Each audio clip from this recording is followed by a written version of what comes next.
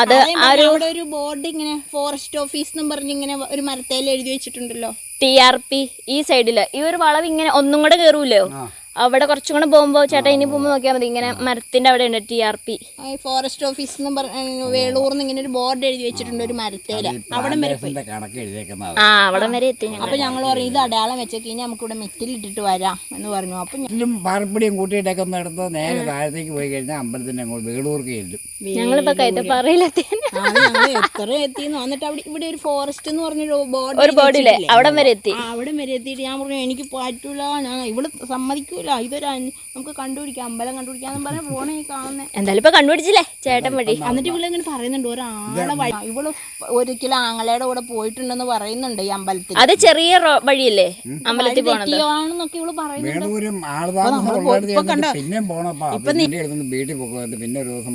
ഇന്നില്ല, ഇന്ന് ഞായറാഴ്ച അവധി ഉള്ളതുകൊണ്ട് വന്നാ. പിന്നെ ഞങ്ങൾ ചേട്ടനും കൂടാ ഞാൻ മനേത്തറം.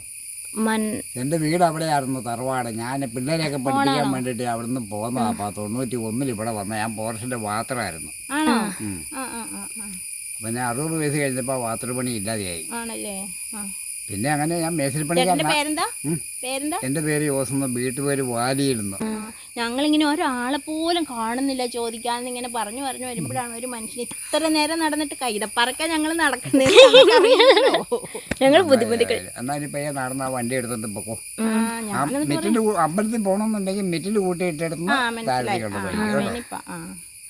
തിങ്കളാഴ്ച പോലെ വഴി ബ്ലോക്കാന്ന് കേട്ടു. വണ്ടിയൊന്നും കിടത്തി വിടുകയല്ല. കോൺക്രീറ്റ് ചെയ്യുക വഴി ഇട്ടേക്കുന്നിടം വരെ. ഇത് മലയാറംകുടി വരെ ഇങ്ങനെ അതുപോലെ കോൺക്രീറ്റ് ചെയ്ത് പോകും. മലയാറംകുടി ഇങ്ങോട്ട് തുടങ്ങിയിട്ടുണ്ട്. ഇപ്പൊ ഞാൻ എന്റെ ആ പോസ്റ്റ് ഓഫീസിന്റെ അതിന്റെ തൊട്ട് താഴെ ഇപ്പൊ മനയത്തോടെ ഒരു വീട്ടിൽ പോണതാ. അവിടെ പുളി പറിച്ച് ഉണങ്ങാൻ പോണതാ. കുടംപുളി കൊടംപുളി പറിക്കാൻ പോകുന്നതാ. പറമ്പിന്ന് പറക്കി കൊടുക്കും. ഒരു കാരണവരൊക്കെയാണ്. ഇനിയിപ്പോ എത്ര ദൂരം ഉണ്ട് അങ്ങോട്ടേക്ക്? ഇവിടുന്ന് തന്നെ ഇനി കൂടി വന്ന ഒരു 8 കിലോമീറ്റർ. നടക്കുവോ? പിന്നെ ഞാൻ 15 കിലോമീറ്റർ കണക്ക് കൂട്ടി അങ്ങോട്ടും ഇങ്ങോട്ടും നടക്കുന്നയാളാ. അവിടെ ജനിച്ചു വളർന്നാന്ന് പറഞ്ഞില്ല മനയത്തടുത്ത്. ഇപ്പൊ 70 വയസ്സുണ്ട്. ആദ്യ കാലത്ത് 50 കിലോ കൊണ്ട് സക്കായിയുടെ ഒക്കെ കടയുണ്ടായിരുന്നു ഉടുമ്പന്നൂര്. അവനാ മരിച്ച് ആത്മഹത്യ ചെയ്ത് അറിയത്തില്ലേ?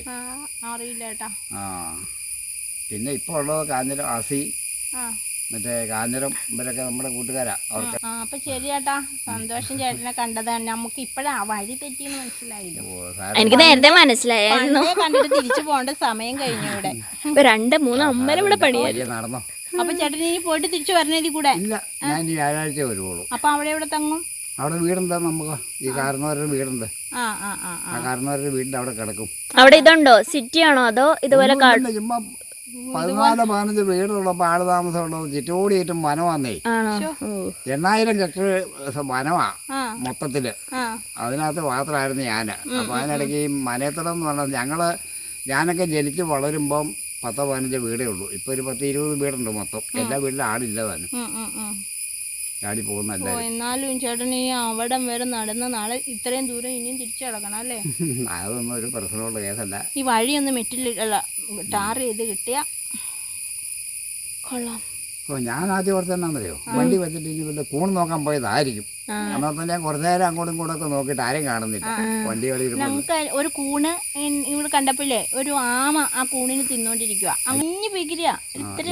ശരി, ആയിക്കോട്ടെ, ഇനി കാണാം നമുക്ക്.